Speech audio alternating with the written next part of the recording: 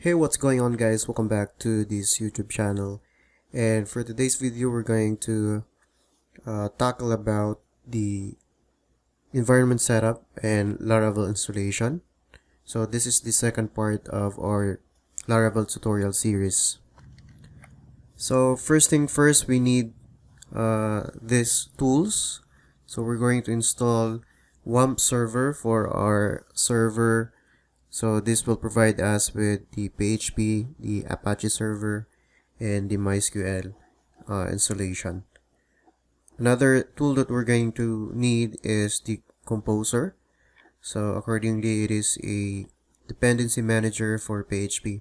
So if you don't have already the Composer in your installation or in your environment, in your local machine, so you can go ahead and install the Composer to your local environment or local machine. So I'm gonna be putting the link in the description so that you'll be able to follow along, or you'll be able to install the Composer and as well as the WAMP server. So again, if you're using another or other platforms such as Mac, Linux environment, so you can still use other version of the WAMP server. I think they have the LAMP and the MAMP, so you can use that as well. So for this tutorial, we're going to use WAMP server, the Composer, alright, and we also have the Git, so you can download this as well and install in your local machine. So we're going to use these tools later on, and also if you want, you can also download and install the Atom code editor, but any editor will do. But for this particular tutorial series, we're going to use the Atom.io or Atom editor, code editor.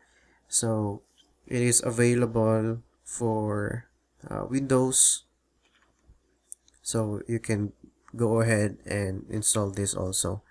So once you have downloaded and installed these softwares or tools, you're ready to install and set up your environment, and also install the Laravel for your projects. Alright, our next step is to create our Laravel project, and in order for us to do that, we need Bash or Git, but actually we can use the Windows PowerShell for that, for as long as the Composer is integrated to that particular command line or command prompt or the Windows PowerShell. So let's open up our Windows PowerShell. There you go. And I'm just going to change the font here so that you can see what I am typing here. So instead of 12, let's make it like 24. Okay, I think that's better. And currently we're here at this directory, users and then admin. So we want to change this directory and go to our localhost directory. So cd that and another one. So if we try to check our directory, we have here the WAMP64. So make sure you have installed already your WAMP server. So I have here the WAMP and also the directory for our server, which is the www. So now let's create our project here by typing the command Composer and then create project and then the keyword Laravel /Laravel and the name of our application or the name of our directory. So for example, if you have a project learning management system, so you might want to name your project as LMS, like that. Or in our case, because this is for programming knowledge, so this is programming knowledge project, something like that. and then enter. Press enter, and then we will just wait for a few seconds or minutes and allow the installation to finish. So I'm just going to pause the video, and there we have it. After few minutes or few seconds, we already have created our Laravel project, and then we'll try to check this project in our code editor, which is the Atom. But like I've said, you can use other code editor that you prefer. So some of you, I think, prefer Sublime, and me personally, I prefer the Atom code editor. So let's go ahead and try to check this project in our code editor. So here we are at our code editor, and let's try to open up the project, our very own Laravel project.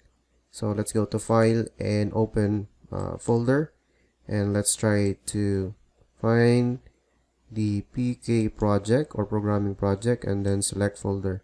So this is how the project looks like in our file system. And if you try to check, if we try to open up this in our browser, so let's check this, and let's just close this, and let's try to go to localhost and then PK project. So as you can see, we can see the structure of the directory of our project, which is the PK project that we have created by using the composer. So this is a security issue because we can see how the project is structured, but we don't want that. We want to see the home page of our application. So if you try to type in public localhost PK project / public, so this is the page that we want to see. This is the home page of our currently created project, Laravel. In order for us to configure this project properly, we need to add a virtual host. And if we try later on, if we try to browse to our project, we should not see this file structure right here.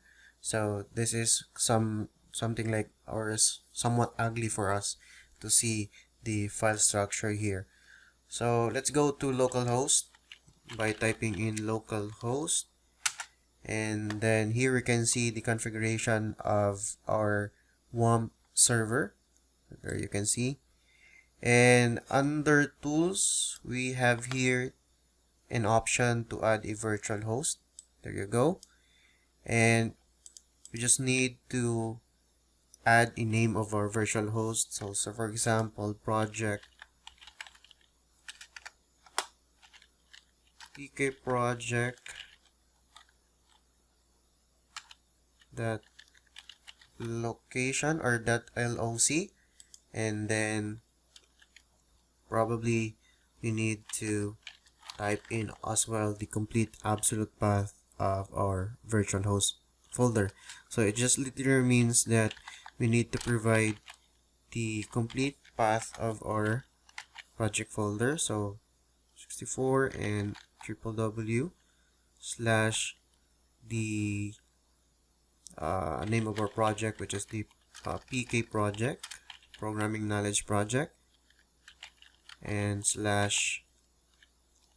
public folder. So it means that whenever we have, or whenever we browse our project by typing in pkproject.loc, it should redirect us to the public folder in which we can see the homepage of our application. So there's an option here at the bottom to add a port or listen port, but this option or this field is optional for now. So let's try to start and create the virtual host here. So the files have been modified, and virtual host pkproject.loc was created. So we need to refresh or we need to restart our server or WAMP server or the Apache itself. So you can go ahead and try to restart here, restart all services, so that the virtual host that we have created will be added to the server or the WAMP server. So after a few seconds, we can go to the browser and try to browse our virtual host, which is pkproject.loc. There you go. And where is it? pkproject. So there's an option here that did you mean to go to pkproject.loc? Yes, of course. And there you go. You can see our project, pkproject.loc, and redirected to the homepage of our project. And this is what we see.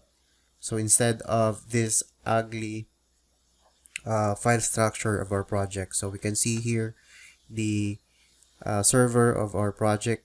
And in the next video, we're going to tackle about the basic routing and controllers.